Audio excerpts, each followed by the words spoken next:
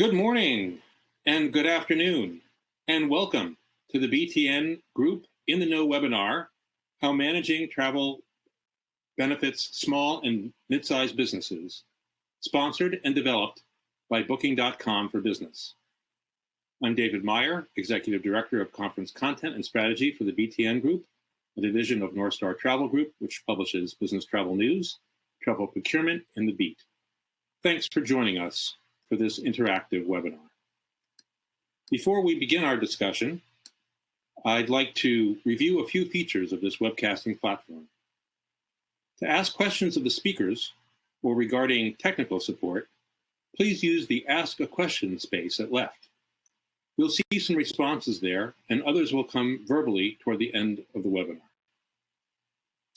You can enlarge the slides by clicking the gray arrow at the top right of the slides. To download a PDF of the slides, go to Event Resources at the bottom left. By clicking the triangle, you can display individual file names, open them, or save them to your device.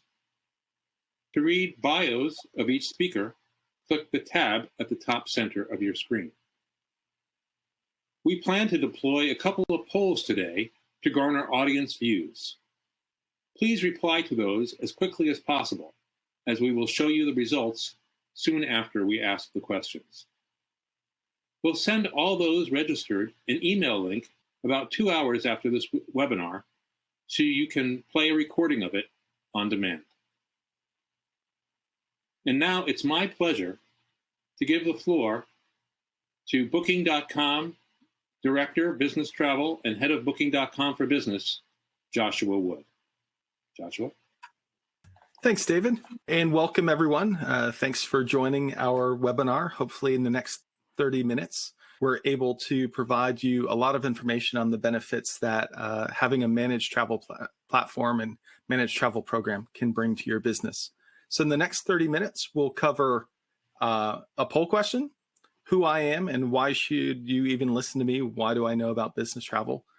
Poll question number 2, and then how business travel has been changing pre-COVID and how it's changing now, how a managed travel program can help your business, and then finally, we'll be meeting Coastr, a Booking.com for Business customer. And then we'll wrap it all up with a bonus of your questions and answers. So let's kick off the first poll. Does your company currently have a managed travel program? So yes, no, or no, but looking to implement. If you can go ahead and start filling out these questions, I will now stall for time by telling you a bit about how I got to this position. So I joined Booking.com 7 years ago. I started my career here actually making our website better for business travelers. So when you go to Booking.com and you click the button that says I'm traveling for work, that was my team. That's what we did. And it's funny though, because this picture's from 2014. When I decided to join Booking, my wife and I were at our house deciding whether we should make the move to Amsterdam, go to Europe, and this commercial came on, and it ends with Booking.yeah. And even back in 2014, we talked about that we were Planet Earth's #1 accommodation site. And now we have over 28 million accommodation listings, including 6.2 million listings of homes, apartments, and other unique places to stay. Most importantly for this audience, we actually see business travel happening across all of these accommodation types. From there, I next led our efforts in taking our content and making it available to the world's largest travel management companies, or TMCs, on the planet. Places like GBT, BCD, CWT, FCM, JTB, they all just use 3 letters for whatever reason, and more.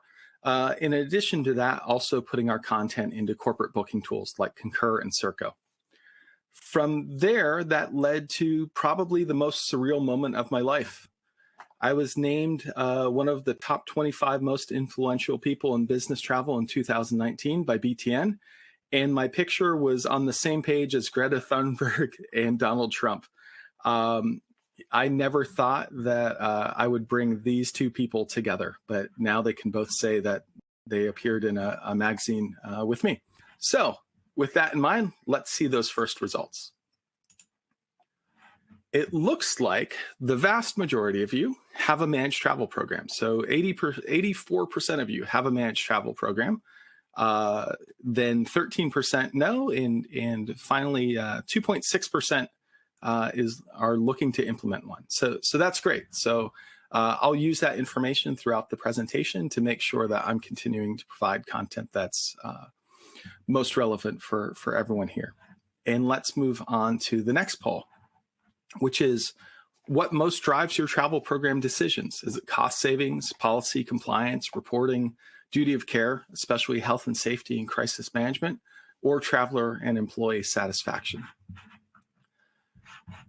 So a bit back to me, where that led me was after being named one of the top most influential people in business travel, I went to work on Booking.com for Business, which is our all-in-one, completely free online booking tool. And it's designed with the needs of business travelers and the companies they work for in mind. And when the key things that we deliver with the platform is that it's all in one. You can book your entire trip in one place. It's faster, it's cheaper, it's safer, and most importantly, it makes everyone in your company happier. And now let's see those results. So the majority of you are looking at cost savings. So 50% are looking at cost savings, followed by policy compliance and reporting, then duty of care. And something that really warms my heart is that traveler employee satisfaction is actually now over duty of care. So this is great.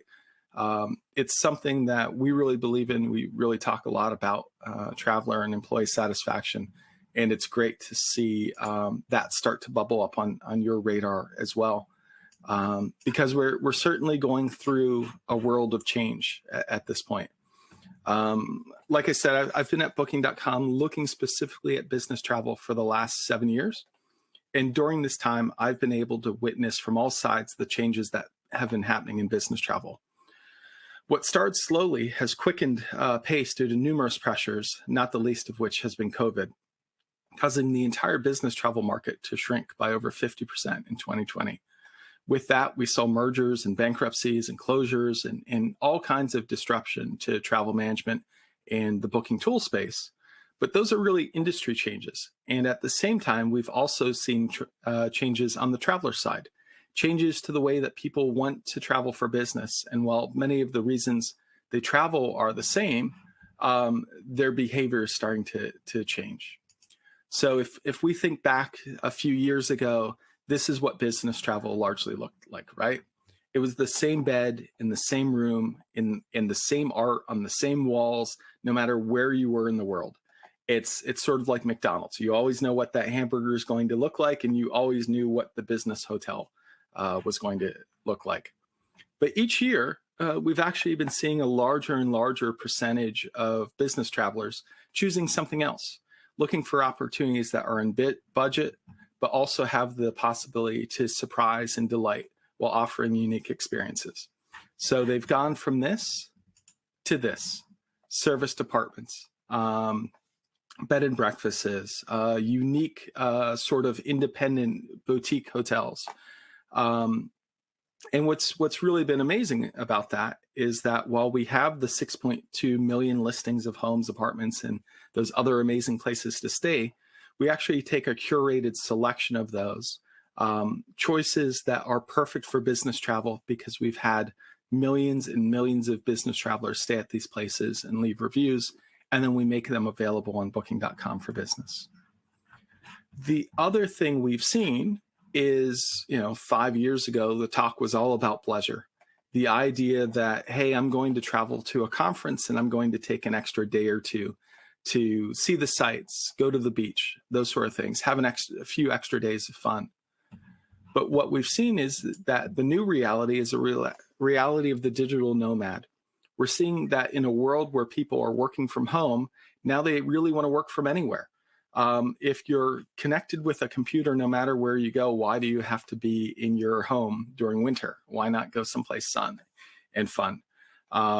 The preference for flexibility is causing incredible pressures on organizations as their workers are becoming more and more decentralized.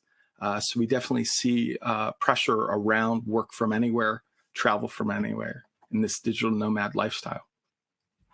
At the same time, the reasons why they're traveling have really not changed. So one of the top reasons why people travel is in-person sales meetings. They still produce incredible results. You can't match the kind of connection you get via web conference like this versus doing something face-to-face. And it's actually what's anticipated to recover the fastest within the business travel space. So McKinsey's business travel report says that sales meetings, especially domestic sales meetings, will be the first thing to recover. And from there, it'll move into international. We definitely see this within the SME space as well, because we see really, small, agile companies are able to outcompete their less agile enterprise competitors. And they're using the fact that they're out on the floor going to meet their customers as a way to win more business.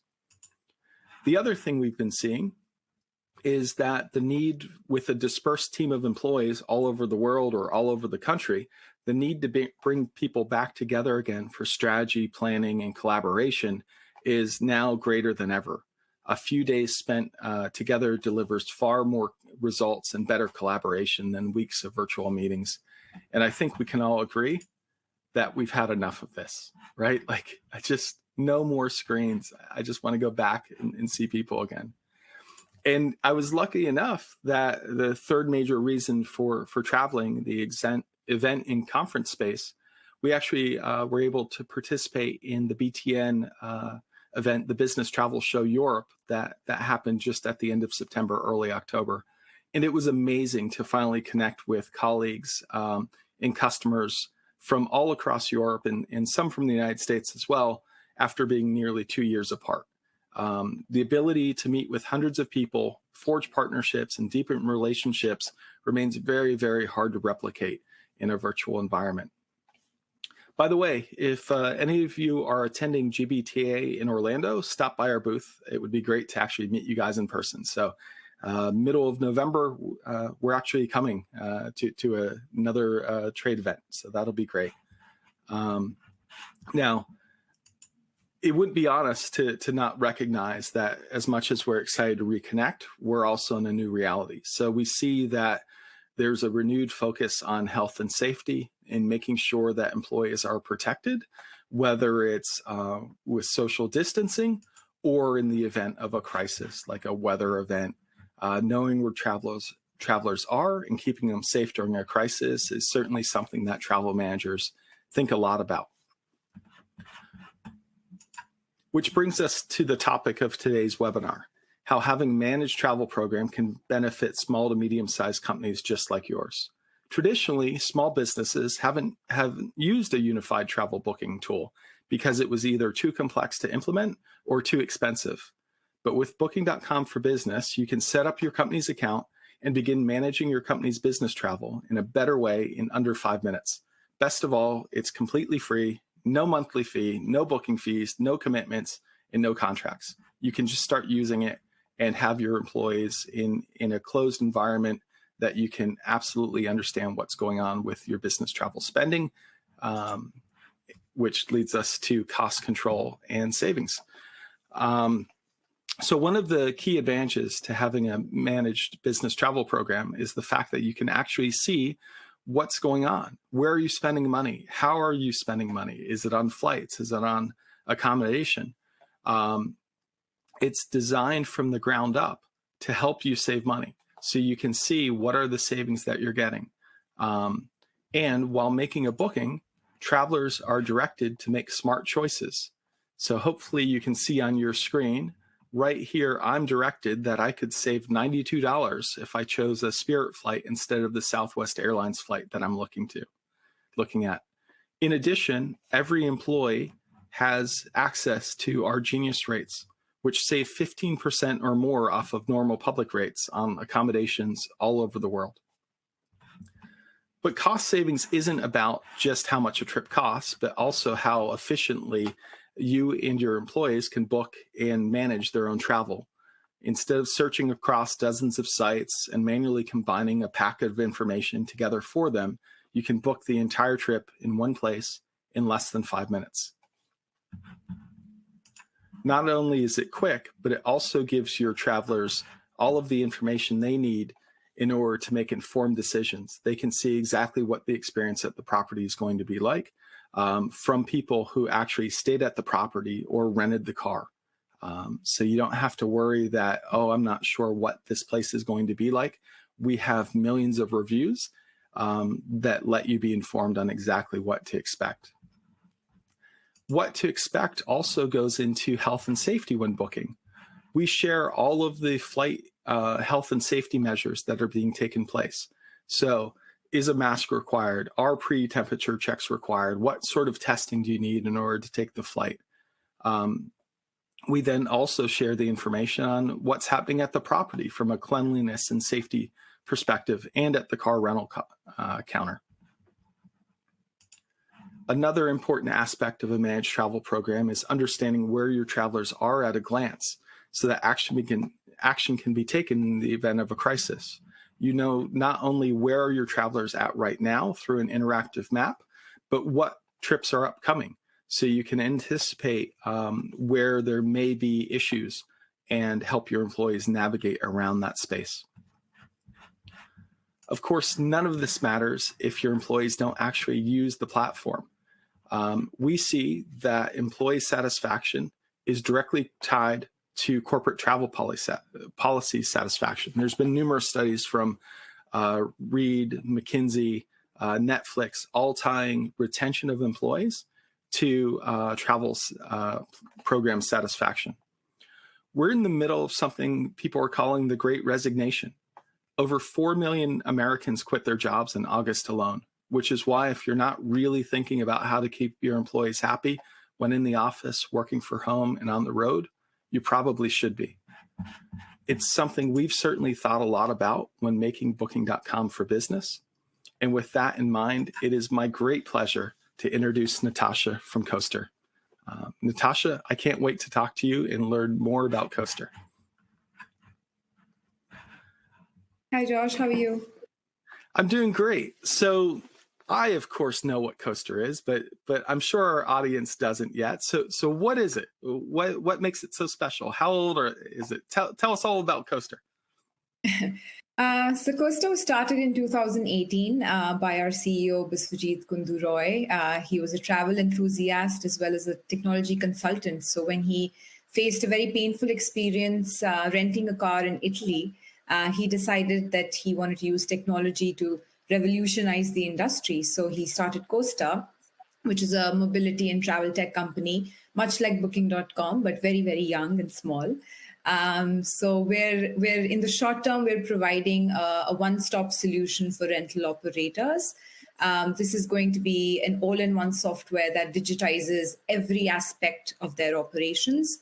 In the longer term, we're going to create access for consumers, breaking the fragmentation in the market and trying to bring all kinds of rentals under one umbrella, so aggregating the vehicle rental industry. This would lead to streamlining the customer journey. So right now it would be a little fragmented. With our technology, it would be end-to-end. So right from booking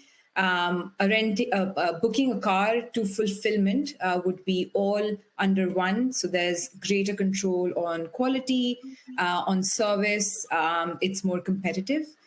And also, we have dozens of API integrations. So we're essentially providing rental operators with one software only. So they don't need to worry about getting different softwares for their payments, accounting, etc. It's just an all-in-one thing, which they pick up and start growing their business.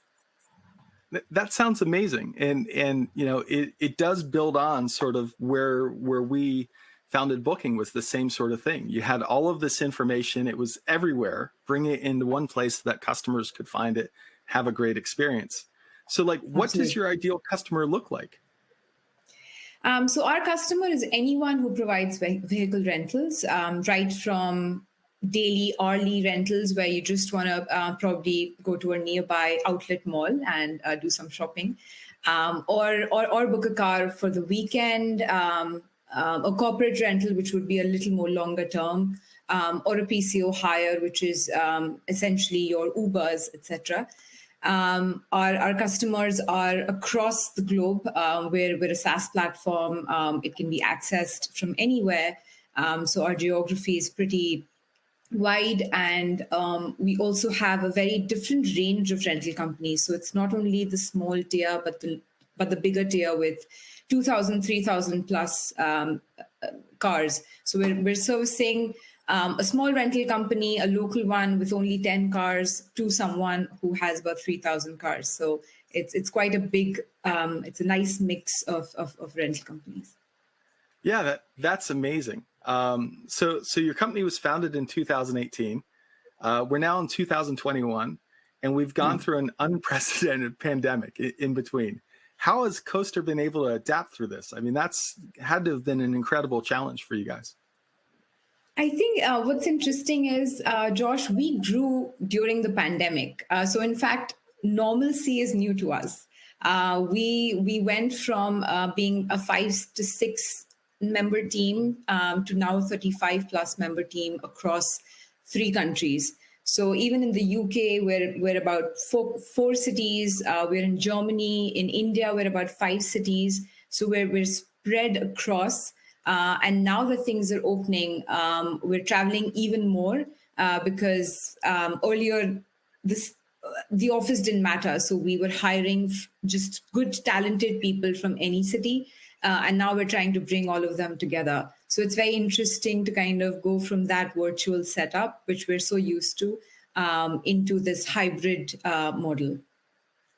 Yeah, that's absolutely incredible. And it's in line with what we're seeing as far as how companies are spreading their employees apart because everyone wants flexibility. And then you have to get back together again to collaborate and get the benefit of a bunch of smart people in one place. So the reason why we reached out originally was that we actually saw that your company was using Booking.com for business over the last 12 months. So I'd love to understand a bit more how business travel is helping to make Coastr successful. So there are a number of reasons why we travel, Josh. I think one thing that I touched upon was we're a global company where we have 2 big offices. So there's a lot of inter-office travel. As well as our customer base is such, the customer persona is such that clients just like having in-person meetings. So in fact, once our travel started back again, once the lockdown started easing, there was a huge customer uptake. Traveling is extremely important for us, and that's why something like a Booking.com for business helps us with this. It just centralizes our travel approach. We would have anyway used Booking.com probably to do our own bookings, but now it's just all organized and it's under one. So it's easy for our admin to kind of, go through that. We all know the upcoming bookings. There's a better oversight on cost, etc. So it just all kind of comes together. And apart from just traveling to see customers, our industry is such that we have a lot of events to attend, travel events, industry events, tech events. So we've just had our first award show where we were nominated as one of the technology suppliers in the travel industry. So we traveled for that. So all of that is opening up, and we're just trying to get back to normal life. Well, that sounds amazing. And you mentioned that you all have visibility over your travel and the admin. So what does the travel program look like at Coastr? Is it open? Do you book what you want, or does someone book for you, or somewhere in between? Exactly, somewhere in between, and that's why this channel helps, because we're all assigned users on the Booking.com for business that we have for our company. We all have been given certain guidelines or policy that we need to stick to. So it's all just mentioned out there. We all do our own bookings. It's much faster that way. It's just more efficient. As well as what you're comfortable with, that you want to not take a morning flight or not take a night flight. So there's a lot of waste of time sometimes going back and forth with the travel agency. Here it's just really efficient. You can all just log in. You have your own personal logins. You can log in and go ahead and do those bookings. So it's helping us with that, which is the efficiency part of it. Obviously, the really good rates that we get through this, as well as there's a lot of option, and it's very easy to search, and everyone's details can be in one place, so it can be controlled really nicely. Oh, that's great to hear. So where do you think travel is headed? You're in the travel industry just like I am. Where do you think this thing goes to? I think travel is definitely going to increase in the next year or two as things start opening. As I mentioned before, we're probably hiring people from even more cities where we're not sticking to you have to come to the office model. It's very hybrid, so you are going to have people across cities, across countries. So the travel is going to increase that much more. With more and more events coming up, I feel there's a lot more need to kind of meet people. The whole human connection has been lacking in the last 1 to 2 years. So we all need to kind of get back to that, as well as sustainability is quite a big thing that everyone needs to look at when traveling. And I feel the hybrid model kind of suits it as well. We ourselves at Coastr are very committed to our sustainability goals. We're part of the UK government's SME climate hub. So just traveling in a sustainable way, I feel is going to be the next big thing. I really hope you're right. Like, yeah. We need to get there. It's definitely a place that we need to go to as an industry around sustainability. I was so proud of the fact that, Booking.com, we carbon neutral in 2020, as well as 2021. We have a whole sustainability report, but it's great to see companies large and small leading the way towards that sustainable travel. So absolutely. At Coastr as well, we like to talk about it, but we kind of sat down and we said we need to take this seriously. And now we have a green in charge whose sole aim is to streamline travel, streamline everything that we do in a sustainable way. We have 2 green ambassadors across the UK and India who work together. So it's kind of a collaborative, collective effort to bring in sustainability in everything we do, and especially in traveling, because our industry has a lot of travel. So we need to be a little particular about that. Oh, that's amazing. So what gets you, I want to learn more about you as a person. What gets you up in the morning? 3 alarms to be exact, because the first 2 I definitely snooze. Apart from that, I think these days I'm just so excited to go back to office. We go to the office 2 days a week. And that's what really gets me going. Just getting ready, wearing nice clothes, going back to some semblance of normalcy. And I feel it's really interesting. But I think traveling, whether you're traveling to the office or even traveling for work, which has started now, really centers you. You kind of get that me time, which you weren't getting during the pandemic, everyone being cooped up in the house. And it really gives time to, set priorities and just go back to discovering yourself and calming down and growing as well at the same time. That's a really good point. I never thought of, but yeah, indeed. My hour-long train ride with my headphones in was just myself. The world was blocked out. Yeah. And yeah, you're exactly right. You don't get that with this blend of work from home, or do you live at work essentially? Exactly. So if you could pick any 3 people, alive or dead, for a dinner party, who are they, why, and what are you guys having for dinner? I think I'm going to make it a ladies' night. So I'm definitely picking Adele because I absolutely love her. She's back after 6 years. There's been such a big void of not having her song. So it'll be really interesting. And I'm always inspired by her amazing transformation. She's been very inspiring both for your emotional and physical health. She's a great role model. The second person I'd like to pick is J.K. Rowling. It'll be very easy to get her on because she's my neighbor in Edinburgh in Scotland. And obviously, Harry Potter is just not a book for me. So much more. Grew up with it. I know last year there were a few controversial things around her, so that would give a good segue into into the next guest, who would be Ruth Bader Ginsburg.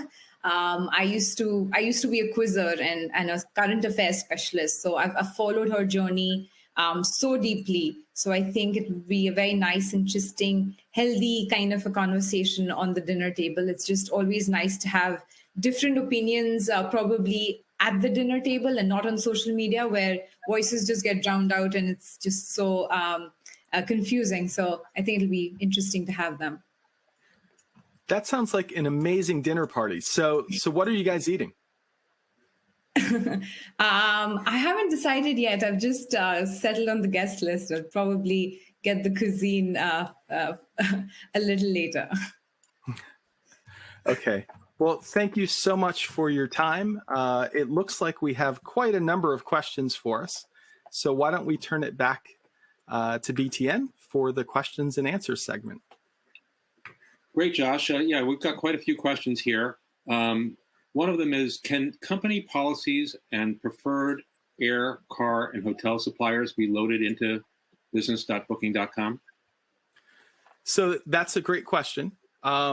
What we see with our hundreds of thousands of companies that are using Booking.com for business is most of them don't have those policies, right? Because they tend to be smaller companies, which just, especially in the last 2 years or so, haven't been producing enough bookings to actually have that sort of need. That being said, Booking.com for business, we're certainly open to working with your TMC. And so generally speaking, companies that have a negotiated rates program also have a preferred TMC that they want for servicing. And then we can work hand in hand with the TMC to load those rates and make sure that the TMC is able to service them. I see. So just to clarify, from a question from another person, they're saying that they have negotiated corporate fares with an airline. So can those be booked through Booking.com for business? Yeah, so absolutely. We'd love to have that discussion. It's not something where the configuration's available just out of the box, but it's something that we can absolutely support in conjunction with their TMC. Great. And how many of your clients are building a new travel program when there wasn't one before? What are, and of those folks, and maybe you don't know that number, but of those folks, what are they most interested in, the people who are coming to you and trying to put together a program? Yeah, that's a really, really great question. And as you can imagine, with hundreds of thousands of companies that are using the platform, the answer lies all over the place. So we certainly have companies that will come in, they'll set up things like budgets, they'll establish what their policies are, and they'll reach out on how to set up those policies so that they're able to be enforced. But in general, the first step for many of these companies is agreeing that we're going to use one platform to make our bookings. And instead of booking at 12 or 15 different places, we as a company are going to book in one place so that we get our reporting and those sort of things. So this is really the first stage. And then as their travel program matures, we see questions coming in on how to take it to the next level. So I've got a question from a customer who says that they're getting a bit of a mixed message from Booking.com for business. He says, our contacts have communicated that they're disengaging from direct relationships and wish to push customer hotel spend via the TMC online booking tool. At the same time, we can still access our Booking.com for business platform and make bookings. So how would you respond to this customer? Yeah, so I think that's a great question and a great comment on what's happened. So like I talked about, we've seen tremendous change within business travel over the last 2 years or so. And part of that change with Booking.com is we reevaluated, do we want a direct sales force? Do we want a direct account management function as it relates to direct relationships with corporations? Or do we think that we can build out a really good booking tool that gives all of that power directly to the corporation. We went down the path of taking a technology approach where now Booking.com for Business is completely self-managed, completely self-set up. We provide support through both automated support. We've just rolled out a new chatbot, as well as humans behind the scenes. At the same time, we realized that that's not the right solution for everyone. And some people want that servicing and they want that experience that you get with a TMC. And that's perfectly okay too. We make our content available out to the TMCs, out to the booking tools, and that's handled through our partnerships department that directly partners with TMCs. So we're absolutely here to stay with business travel. Our approach to the market is, would you like to use your TMC? There's a group of people behind the scenes that are making sure all of that works. Would you like to use a self-service booking tool? Well, we're building out the very best one that we possibly can, and that's where we're putting our focus. Josh, I hope that answers their question for them. Me too. Josh, how would you advise companies regarding getting hotel pricing in place for 2022, considering the dearth of hotel bookings in the last 18 months? So to be honest with you, we've never really seen the value in negotiated rate programs. So it's one thing if you're a really, really large company and you're putting hundreds of thousands of room nights at a particular hotel, you can get a rate that will never match either with Genius or anything, just because you're buying up so much availability. But for the vast majority of our customers, we actually see that those negotiated rates don't necessarily add that much value, because there's certainly a move to dynamic negotiated rates. So when demand's really high, your rate's going high as well. And in many cases, you're better off looking at selection across the city than necessarily one particular hotel. Once again, if it's something that people really, really want, we can support through their TMC, either in Booking.com for Business or putting our content alongside their TMC. But negotiated hotel rates in general, we think that a lot of effort is spent, like months and months of effort to get these rates, and they don't necessarily deliver the value that people think they do. Thank you. And we've got a couple of questions here for Natasha. Natasha, how flexible is your Coastr rental management system? It's very flexible. In fact, we have an open based API, so we're able to bring in new features every month. We're able to customize a few things for our customers. That is one of the most refreshing things that our customers have felt in our industry, because the other competitors are generally very closed and they're not able to come up with changes very fast.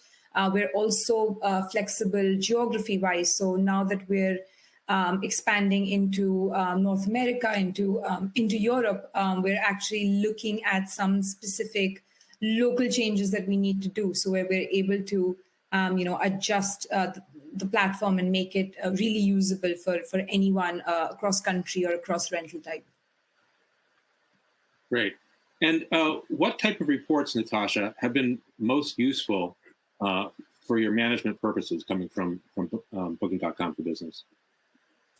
I think the end of the month reports that HR generally generates for travel, that's been really helpful. I personally love the feature where you can share your bookings with other people, especially if there are 3 or 4 people traveling to the same place. You end up WhatsApping each other. When are you landing? When are you arriving? Can I get a cab with you? And now it's just easy because it's all a shared booking. You don't need to go back and forth, everything in one place.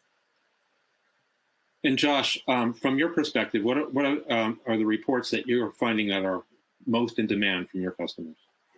Yeah, so we see the travel spend by month as being the report that's most accessed. So it shows you how much you're spending on hotel, how much you're spending on flights, those sort of things. That's the one people turn to over and over again.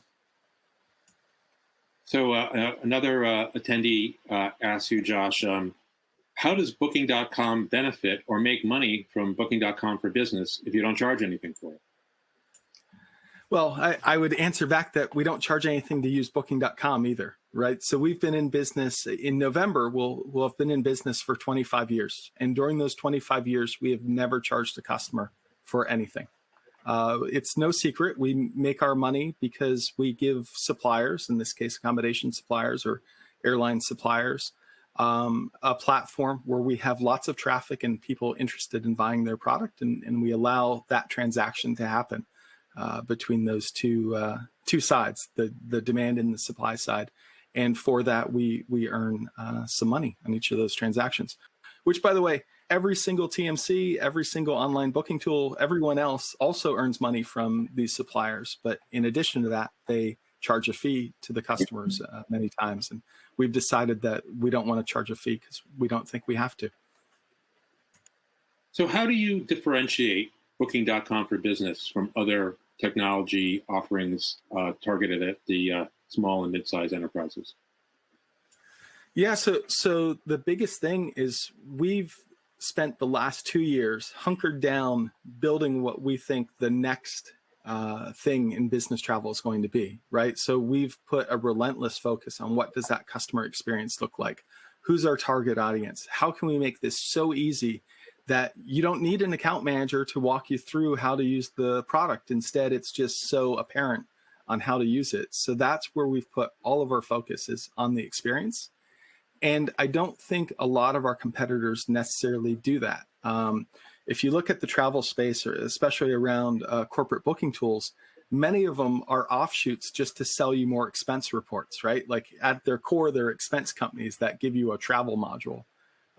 Travel's in our DNA. It's everything we do. So it's something that is really unique to Booking. So here's a question for both of you. So we'll start with Natasha. What are some of the most important lessons that you've learned in working on your travel program, Natasha? I think just lessons from being in the travel industry. What we've really learned is that travel is a very hands-on industry. Everyone's always at it, and there's a lot going on. And that's why we feel creating technology and creating convenience through technology, whether it be end users like Booking.com or a B2B company like ours, is so important because technology tools can really streamline and bring convenience at both ends, not only the end customer, but the provider as well. So I guess that would be the most important thing I've learned. And for you, Josh, what's the most important lessons that you've learned as far as helping small and mid-sized enterprises to manage their travel? Yeah, so the biggest thing has been around actually looking at customer behavior and looking at how people are using a tool and thinking about where they're going to go to. It's like the Henry Ford quote, right? Like if he asked what people wanted, they'd say a faster horse and not a car. What we see is that oftentimes people that have been in the travel industry for 20, 30, 40 years are reluctant to change and aren't necessarily picking up on that consumer behavior. They're not picking up on the fact that people want to work from anywhere, that they want different versions of accommodation types. And it's only by working together and showing, like, here's what's happening. We're seeing a difference. We're seeing a difference in behavior. People are, if you're going for a week, you're not necessarily booking a hotel. You're booking something else. And as soon as your policy starts to support that sort of thing, we see adoption rates.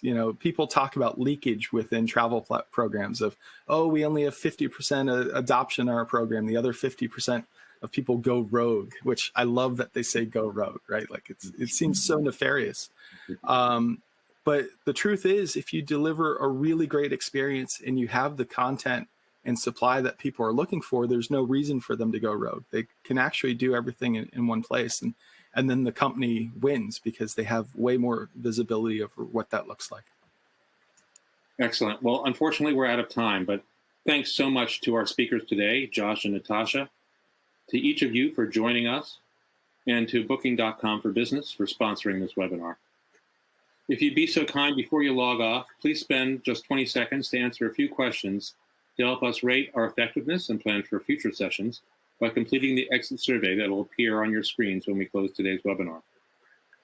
Access the on-demand webinar of this presentation in about an hour or so, along with more than 40 other webinars from the past year at businesstravelnews.com/webinars, and learn more about Booking for Business at their Booking.com site. Until next time, thanks so much.